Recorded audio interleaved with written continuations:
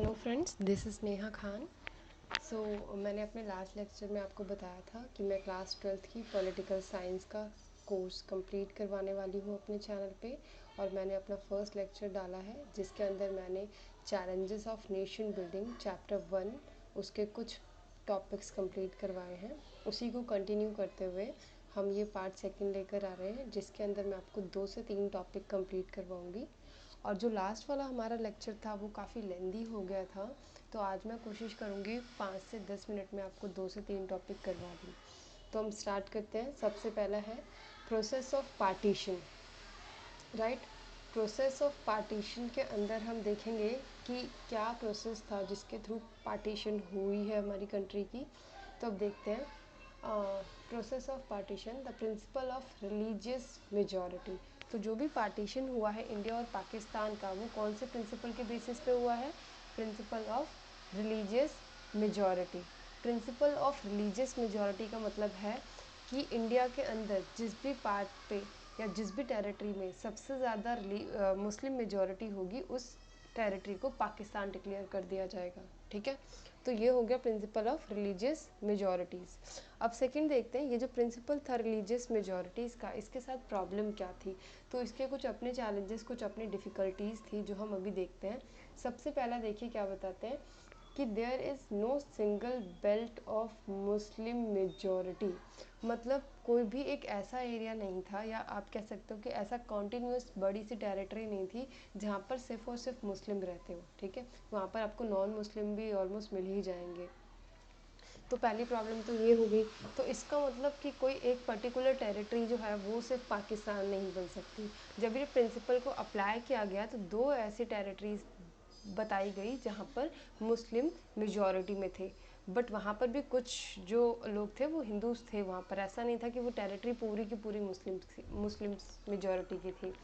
तो सब 2 एरियाज़ जो देखे गए वो देखा गया, एक वेस्ट में और दूसरा ईस्ट में। ठीक है, तो आप वेस्ट वाला तो देखते हैं वो अभी भी पाकिस्तान है। ईस्ट में जो उस टाइम पे पाकिस्तान बना था वो बाद में बांग्लादेश बन जाता है। ठीक है, तो आफ्टर इंडिपेंडेंस जब पार्टीशन हुआ तो 2 पाकिस्तान बने, एक बना ईस्ट पाकिस्तान और दूसरा बना वेस्ट पाकिस्तान। राइट, सेकंड देखते हैं। Second, not all Muslim majority area wanted to be in Pakistan. तो इसका मतलब था कि सारे के सारे जो मुस्लिम मेजॉरिटी एरिया थे वो पाकिस्तान में नहीं जाना चाहते थे। उसमें से एक इम्पॉर्टेंट नाम निकल के आता है खान अब्दुल गफ्फार खान। ठीक है, इनको फ्रंटियर गांधी भी कहा जाता है। तो ये बेसिकली जो 2 नेशन थ्योरी था, पार्टीशन था, उन सब के अगेंस्ट में थे। तो ये आपको याद रखना है क्योंकि ये 1 मार्क्स में आपसे पूछ सकते हैं कि फ्रंटियर गांधी किसको कहते हैं। थर्ड जो प्रॉब्लम था वो भी बहुत आप कह सकते हो जेन्युइन प्रॉब्लम थी कि that 2 of the Muslim majority provinces of the British India, Punjab and Bengal, had very large area where the non Muslim were in majority. तो जो 2 एरियाज़ थे ब्रिटिश प्रोविंस के अंदर जो कि पाकिस्तान के अंदर आ गए थे, उसमें से पंजाब और बंगाल 2 ऐसे एरियाज़ थे जिनको पाकिस्तान तो डिक्लेयर कर दिया था लेकिन वहाँ पर नॉन मुस्लिम मेजॉरिटी भी रहती थी। ठीक है, तो उनको कैसे आप रिप्लेस करोगे, उनको कैसे आप बॉर्डर क्रॉस करवाओगे और सेफ जगह पर लेकर आओगे, वो सारी चीज़ें एक चैलेंजेस थी। फोर्थ वाला इसी से रिलेटेड है, problem of the minorities on the both side. दोनों ही साइड में अगर हम इंडिया की बात करें तो जो मुस्लिम थे वो यहाँ पर माइनॉरिटीज़ में थे। पाकिस्तान की बात करें तो पाकिस्तान के अंदर जो हिंदूज थे वो माइनॉरिटीज़ में थे। और दोनों ही साइड के जो माइनॉरिटीज़ थे they become easy target for attack. ठीक है, तो जो भी मेजॉरिटी में थे वहाँ पर लोग वो माइनॉरिटीज़ को अटैक करते थे। ठीक है, और जो कॉन्सिक्वेंसेज है वो भी इसी से ही रिलेटेड है। आई होप आपको ये वाला टॉपिक क्लियर हुआ। अब हम चलते हैं कॉन्सिक्वेंसेज पे कि पार्टीशन के कॉन्सिक्वेंसेज क्या हुए हैं। तो ये बहुत ईजी है, मैं जस्ट एक बार आपको पढ़ पढ़ के बता देती हूँ। सबसे पहला देखिए, बताते हैं कि there were killing and the atrocities and both side of the border in the name of the religion, people of one community ruthlessly kill. तो सिंपल सी बात है, दोनों ही साइड पे जो भी माइनॉरिटीज़ थे उनको अटैक किया जाता था, रिलीजन के नाम पे मारा जाता था, मेम्ड किया जाता था।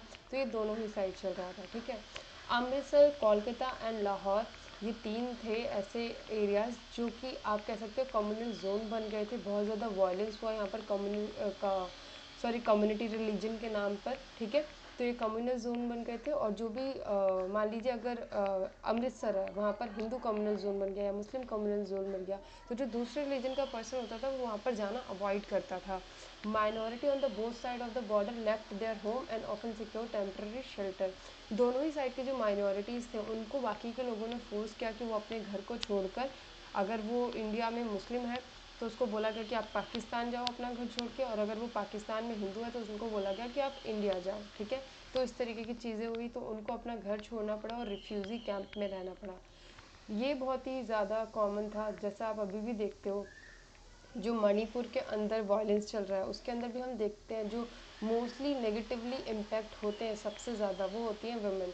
तो वही ये बता रहे हैं कि thousand of the women were abdicated and raped killed on the both side border, force conversion force marriage were common. तो वुमेन्स को अगवा कर लिया जाता था, रेप किया जाता था, उनकी हत्या कर दी जाती थी, उनको फोर्स किया जाता था कि वो जो भी पर्सन है, चाहे वो हिंदू हो चाहे वो मुस्लिम हो, अपने रिलीजन में कन्वर्ट करवाने की कोशिश करता था, फोर्स करते थे मैरिज करने के लिए। तो ये सारी चीज़ें बहुत कॉमन हो गई थी। अब वुमेंस को कई बार क्या होते थे, जो उनके खुद के फैमिली मेम्बर होते थे वो भी मार देते थे। मतलब वो अपनी फैमिली ऑनर, अपनी इज्जत बचाने के लिए अपने घर की जो फीमेल्स होती थी उनको मार देते थे ताकि उनकी फैमिली ऑनर बच जाए, रेप जैसी चीज़ें ना हो उनके साथ। For lack of these people become refugee. और बहुत सारे लोग जो है वो उस टाइम पे रिफ्यूजी बन गए थे, उनको रिफ्यूजी कैंप में रहना पड़ा था। और नहीं सिर्फ कुछ महीनों के लिए नहीं, इनफैक्ट उनको काफ़ी सालों के लिए रिफ्यूजी कैंप में रहना पड़ा। तो उनके लिए इंडिपेंडेंस का मतलब सिर्फ और सिर्फ रिफ्यूजी कैंप और ये जो एट्रोसिटीज़ हुई, वायलेंस हुई, यही था, ठीक है। उसके बाद it is estimated with the partition force, तो 80 लाख से ज़्यादा लोगों को माइग्रेट करना पड़ा, अपने बॉर्डर क्रॉस करना पड़ा एक जगह से दूसरी जगह जाने के लिए। और 5 से 10 लाख लोग बताया जाता है कि पार्टीशन के प्रोसेस में मर गए, ठीक है। तो ये हुआ। अब देखिए एक और पॉइंट है बहुत इंपॉर्टेंट, जिसमें ये बोलते हैं कि ये चीज़ तो हमें क्लियर हो गई कि पाकिस्तान जो था वो रिलीजन के बेस पे एक मुस्लिम नेशन बना। तो क्या पाकिस्तान के मुस्लिम नेशन बनने से ये हम कॉन्सिक्वेंसेस निकाल सकते हैं कि इंडिया एक हिंदू नेशन बन गया? तो वही ये क्वेश्चन मैंने आपकी बुक में भी दिया है, did partition make India Hindu nation? तो ऐसा नहीं था बिल्कुल भी। India become a secular nation. Muslim population in India counted for 12% of the total population in 1951। तो जब हमारा फर्स्ट इलेक्शन होता है उस वक्त भी इंडिया के अंदर 12 से 15% पॉपुलेशन मुस्लिम्स की होती है, ठीक है। और इंडिया ने खुद, इंडिया के जो लीडर्स रहे और इंडिया का जो कॉन्स्टिट्यूशन है उसमें बताया गया है कि सभी को इक्वली ट्रीट करना है इरिस्पेक्टिव ऑफ देयर रिलीजन, ठीक है। एंड बीइंग रिलीजियस और a believer would not be the test of citizen. और किसी का कोई भी रिलीजन हो वो सिटीजनशिप का टेस्ट नहीं हो सकता है, सभी को इक्वली ट्रीट किया जाएगा, ठीक है। और इसीलिए जो हमारा नेशन है, हमारे नेशन का जो आइडिया है वो है सेकुलर। तो इंडिया जो है एक सेकुलर कंट्री है। और ये आपको याद रखना है कि हमारी कंट्री के अंदर कौन कौन से कम्युनिटी को हम माइनॉरिटी मानते हैं। तो ये सिख है, सॉरी आई मीन सिक्स, छः ऐसे कम्युनिटी है जिनको हम माइनॉरिटी मानते हैं: Muslim, Sikh, Christian, Jain, Buddhist, Parsis and Jews. तो ये आपको याद कर लेना है। और जो इंटीग्रेशन ऑफ प्रिंसली स्टेट है ये हम अपने नेक्स्ट चैप्टर में, नेक्स्ट लेक्चर के अंदर स्टार्ट करेंगे। आई होप कि आपको ये समझ में आ रहा होगा, ठीक है। समझ आता है तो आप प्लीज़ लाइक कर दीजिए, सब्सक्राइब कर दीजिए, क्योंकि मैं ऐसे ही वीडियो कॉन्टिन्यूसली लेकर आऊँगी ताकि आपका पूरा का पूरा सिलेबस कवर हो सके, ठीक है। Thank you.